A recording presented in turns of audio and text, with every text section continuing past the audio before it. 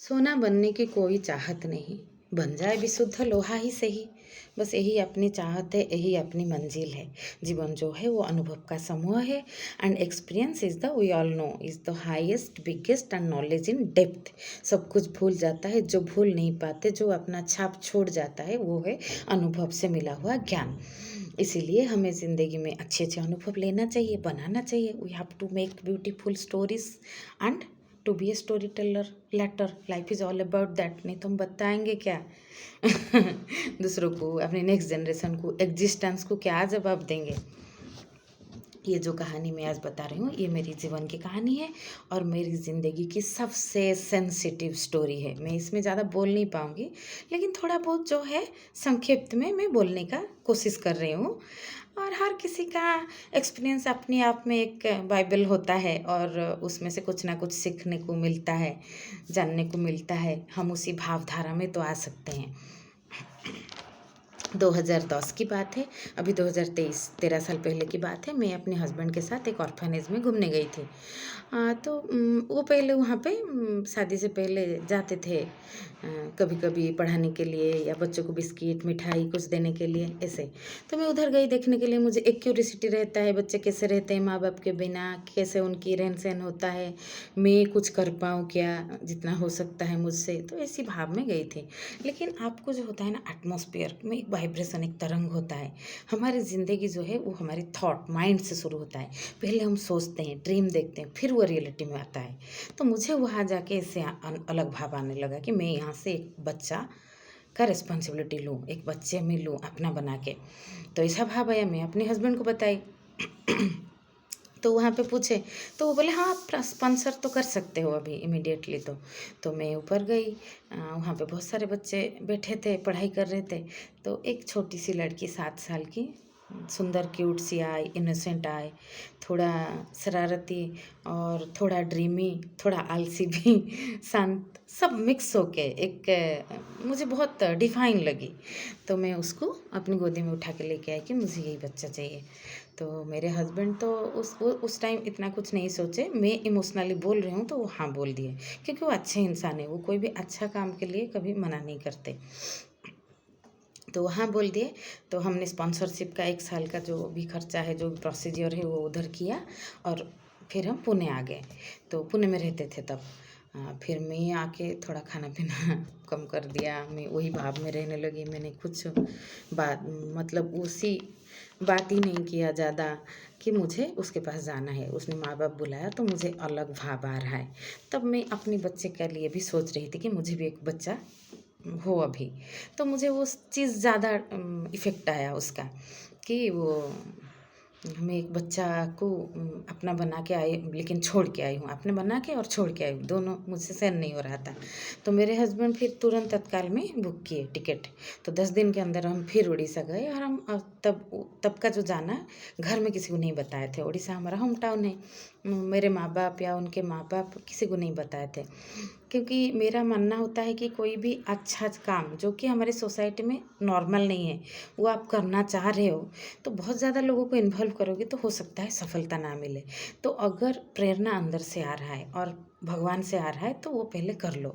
और मैं रिलेशनशिप में ज़्यादातर डिसीज़न यहाँ से लिया है, यहाँ से ज़्यादा लिया ही नहीं। तो हम गए वहाँ पे, अपना डॉक्यूमेंट वगैरह सब जमा करके, मेरे हस्बैंड फिर सब देख के उसको 3 दिन लेके पहले हम उधर रुके एक दिन। ये इम्पोर्टेंट है, ये मेरा बोलने का मेन पॉइंट था। वहाँ के एक दिन रुके। वहाँ पे हमें एक रूम दिया वो लोग रहने के लिए, उनका गेस्ट रूम है। तो मैं उसको लेके उसको अपने पास रखी। तो रात को हम दोनों के बीच मैंने उसको सुलाया, पूरा अपना बना के रखा। तो अगले दिन वहाँ पे 3-4 ऐसे थे सोशल वर्कर जो है, वो मुझे बिठाए। एक थे ओल्ड, नाम मैं किसी का नहीं लेना चाहती, सब मेरे लिए आदरणीय है, लेकिन जीवन की जो कहानी है उसी को नहीं बोलेंगे। जो है रियल लाइफ का जो स्टोरी, तो हम सीखेंगे कैसे, क्योंकि लाइफ इज़ रियल। जो रियल होता है वही फिर कहानी में लिखा जाता है।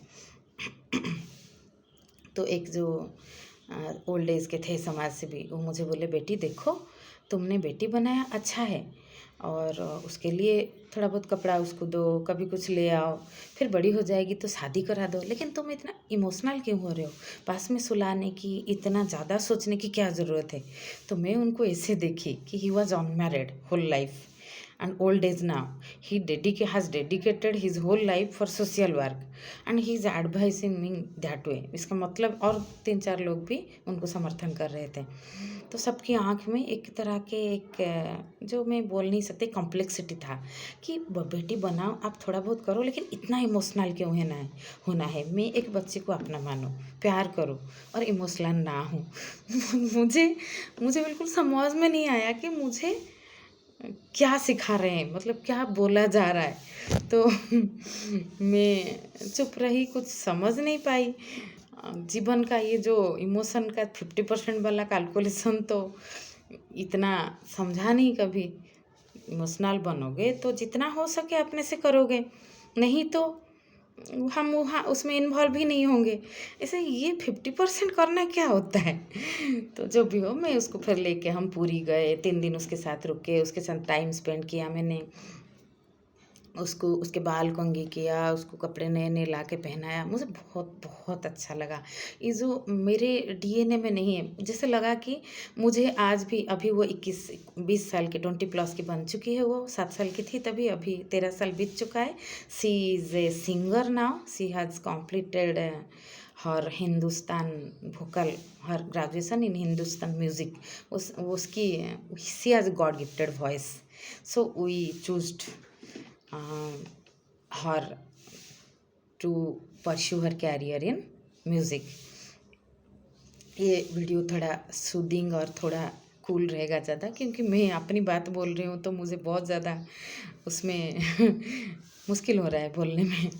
तो उसमें वो अभी अभी बहुत वो प्रैक्टिस करती है ना 3-4 घंटा, आपको लगेगा माँ सरस्वती गा रही है आके खुद। 3-4 घंटा कॉन्सेंट्रेटली मैं आधा घंटा पढ़ती हूँ तो 5 मिनट का मुझे ब्रेक 10 मिनट का चाहिए।